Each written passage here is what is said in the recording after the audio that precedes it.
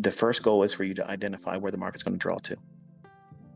If you can determine where the market is most likely, not all the time, most likely where it's going to reach for, that's the largest portion of the battle. Like that's the thing. That's the thing that makes this so impossible for the new students or a new trader. Because you're looking at whatever time frame you're looking at, and you're trying to find a pattern or an indicator indicating something, instead of understanding where price is trying to travel to. It's trying to go up or it's trying to go down.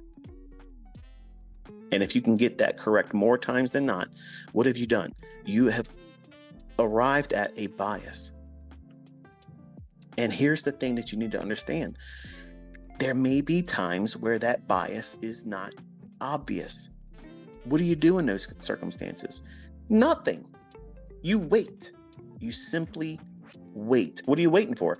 For the period of time when it is obvious to you what it's trying to reach for. And as soon as you identify it, and you know what it's likely to draw for, higher or lower, a specific level, not a zone, then you determine where you're at right now. Is it time that we expect volatility to increase? Are we in a specific time of day that is conducive for a sustained price run? Or are we in Asia where it's likely to sit around and do nothing? But ICT, I got 6 examples right here where Asia, I know that, but predominantly, you know that between 9:30 and 11 o'clock, there's a strong tendency for the market to want to do what? Move. And then have a retracement during the lunch hour. And that retracement may set up another leg higher or lower, whatever the morning session did, or a reverse. Those are all amplified topics that you want to tackle later on. But in the beginning, you just want to know where the market's likely to go to.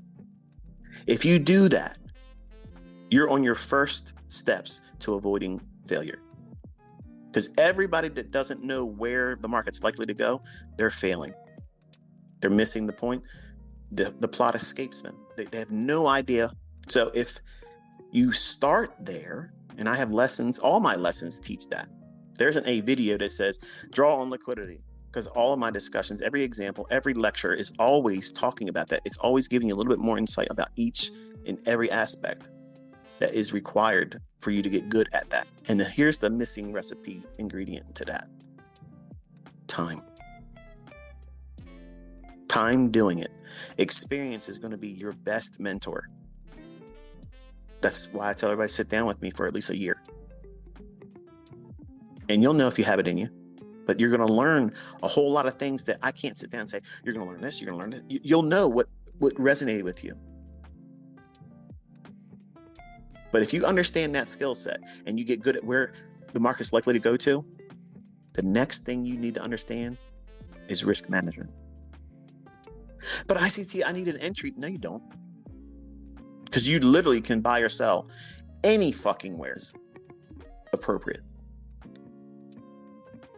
Don't think so? Test me out in August. August is the shittiest month of the summer. It's big money goes away.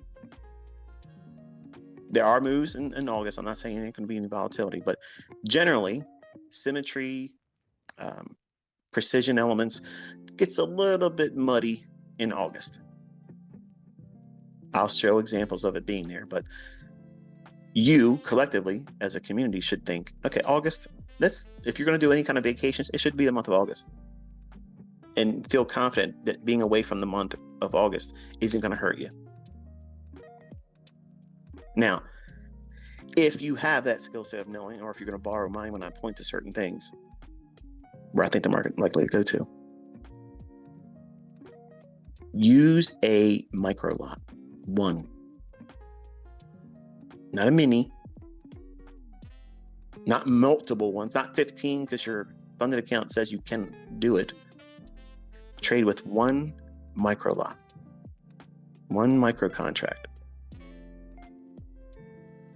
And just literally, as soon as you identify the draw, determine how far it can go against you before that idea would be null and void for that session. And wherever that is, it might be 30 handles. It might be 45 handles in the NASDAQ.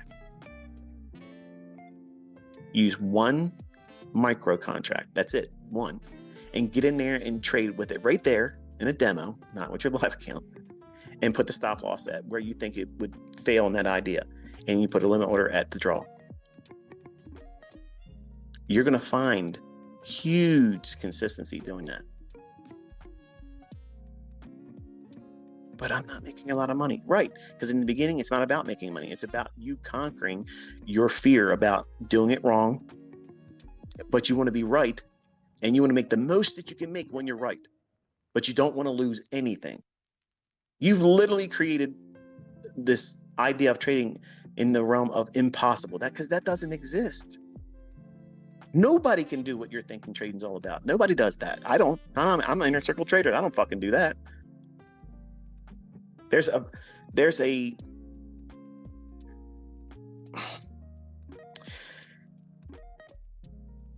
imaginary oasis that exists in the minds of traders when they first start doing this.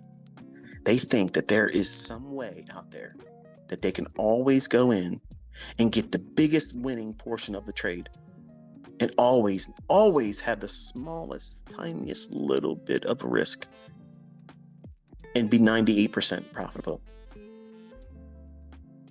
No. You want someone to tell you? I will. No, don't do that. Don't think that. Don't believe that. When you're first starting, where your focus is, what you should be believing is the most important thing is understanding where's the draw on liquidity and work with that. Accept the facts that when you get it wrong, okay, what didn't you see in the chart? Go into your charts and really break it down. What was there that you didn't notice? And encourage yourself to say, you know what? This was a good opportunity for me to learn this about that. Not get mad and cuss at yourself or say, I'm never going to get this, because that's failing. You're on the pathway to failure doing that. Nobody gets to the winner's circle being toxic and judgmental about themselves and not see the silver lining in what it is that they're trying to learn. You have to cheerlead yourself. You have to be your biggest cheerleader. And that happens with a journal.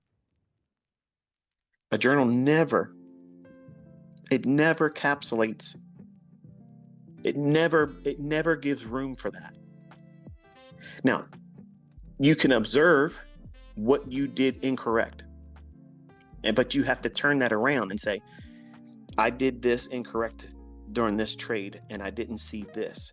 I'm thankful that I had the opportunity to see what I didn't see then. Now I can use this as advantageous intel going forward. Do you see what I just did there? It's positive reinforcement about a shortcoming that you as a human being didn't have the capability and capacity to understand at the time. But you're not beating yourself. You have to cheerlead yourself. You have to coddle yourself. Encourage yourself. All these things, these are positive self-talk. It's important because if you have anxiety or if you develop anxiety, and some of you will, if you start trading with real money, you will feel your first panic attack. It's a given. It's going to happen. You will feel it. And it will be scary. And that in itself is a learning experience. And I've had discussions about how to manage that too. But you can't avoid it. But when you know where the draw is and you get better at it and you work through those growing pains of not knowing how to do it right in the beginning, but learning to get better at it. And then you also learn how to manage risk. If you get good at manage risk and also knowing where the draw on liquidity is, guess what you have become? Think about it. What have you become? The highest probable outcome is you'll be a break-even trader. And that's a goal. When you first start, you want to get to that point because most people can't even maintain break-even. What does that mean, ICT? Like, what are you trying to get at here? In the beginning, everybody wants to go out there and start making money right away, but that doesn't work like that. Even with me training you, that's not going to happen. You're going to have periods of where you do well, and then one or two things happen, and you go into a tailspin, and either your skill set or your lack of control just goes into drawdown, and whatever you made, you give back, and you go right back to break even. You might dip below the initial equity starting balance of your demo, funded account, live account, whatever it is, but you just hang around that break-even starting point. You make a little bit of money and then you lose it. And then you lose a little bit going drawdown. You're not wrecking yourself. That's water. You're in the game still.